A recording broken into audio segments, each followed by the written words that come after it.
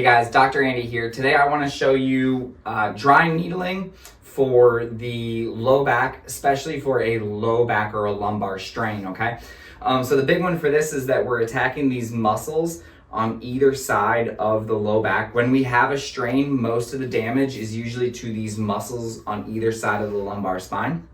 What's basically happened is that either through repetitive stress or a major trauma like a car accident, something like that, we have stretched these muscles past their breaking point, okay? So muscles are very, very elastic, but sometimes if you just stretch them just a little bit too far or too much, we start to get little tiny rips in the tissue, okay? That's completely normal, meaning your body is designed to handle that type of trauma. Over time, it will heal itself.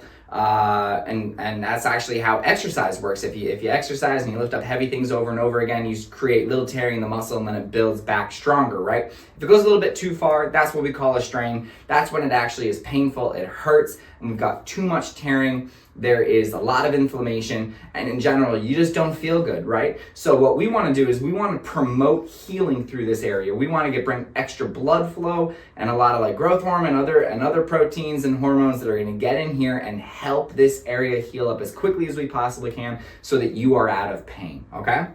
So that's what dry needling does. Dry needling is fantastic. It is great at turning off the pain signal to the brain. It's also fantastic at bringing and promoting healing by bringing a lot of blood flow to the area. These needles are very, very small. They are about the size of a human hair. So I generally I'm never gonna tell someone that, oh, you don't feel anything, because yeah, you might feel a tiny little pinch or something like that. But overall, most of my patients who have ever been like afraid of needles or anything like that, they come in, they get it done, and I'm basically done with the dry needling, and they go, hey, are you gonna start yet? And I'm like, oh no, I'm already done. So you can take it from all of my patients who are afraid of needles and we're kind of worried about dry needling. They don't think it's much of a big deal. So it is a fantastic technique for getting into these muscles, promoting healing on either side of the lumbar spine.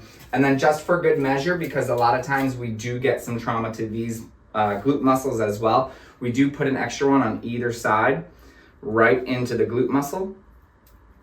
There might be a little bit of trauma in this area and some strains as well. All right. So we do it on both sides, right? So with dry needling, what we're doing, it's fantastic. A lot of times we do get some immediate pain relief following a dry needling treatment, and it does promote healing. You get better a lot faster by bringing some extra blood flow to this area. It's pretty common that when we do this, we're going to be doing it usually around twice a week for a few weeks, and definitely cutting off and shaving off a lot of healing time towards that tail end, so you do feel a whole lot better, a whole lot faster, okay? So if you got any questions about a lumbar strain, about dry needling and how it works, just send them my way. Always remember to live with passion, not pain.